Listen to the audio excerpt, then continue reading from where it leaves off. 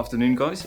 It's been a little while, but I was going to be recording another video today anyway. There's an album that's come out today that I've listened to that I have some thoughts on, so thought I'd try and get them on the internet before everyone else did it. The album in question is Muse Origin of Symmetry 20th Anniversary XX RemiXX.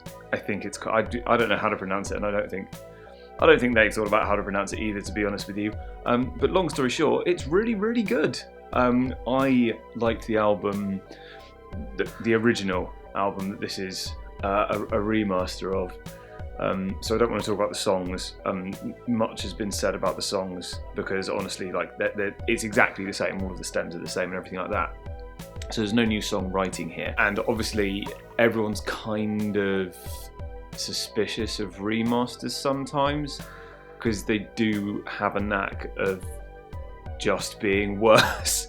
But it's a lot more than that, really. When they say that they've rebuilt the entire album from the ground up, they actually do mean it. A lot of the songs, like if you take Space Dementia, for example, there's like string arrangements on that you just couldn't hear originally. There's some effects that I think dated the album originally quite badly. Like there was a lot of phaser in some places where there didn't need to be any phaser at all, and they've toned those down a little bit, which I think is good. Oh, hello Sesame. There's a cat walking around me, so if I get distracted, that'll be why. Do you want to be on the internet?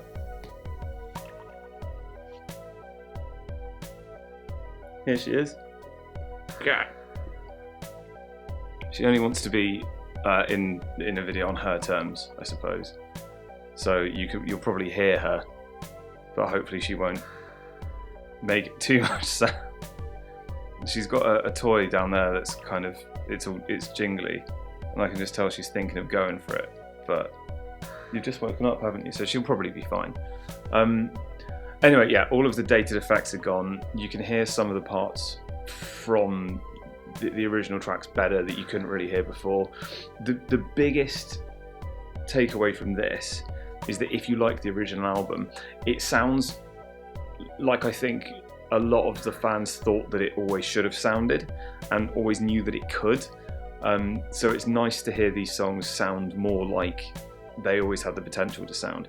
The best example I can give happens like less than a minute, or maybe just over a minute into the album. It's when the guitar part from Newborn kicks in, and you listen to the original, and it sounds like it's playing through like a tin can, which is a shame because it's a sick riff. So I've been listening to live versions of that song ever since they had some well-recorded ones, like the harp version, which is a gig that I was at, if you're doubting my credentials as a Muse fan, so I'll give myself that. That riff comes in, and now it actually it smacks you in the face in the way that it always should have done. And the cumulative result of all of these little changes that they've made is a much better album.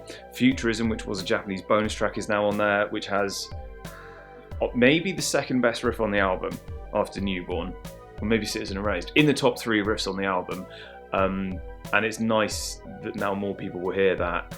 I think a lot of the big Muse fans will have heard it as the B-side from the Japanese version anyway.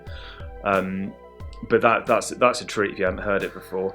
Essentially, my advice would be go and check it out if you did like the original, or go and check it out if you didn't like the original. Sesame the cat is now sniffing around the camera and she's about to hit it, so I'm going to stop now, but yeah, see you in the next one.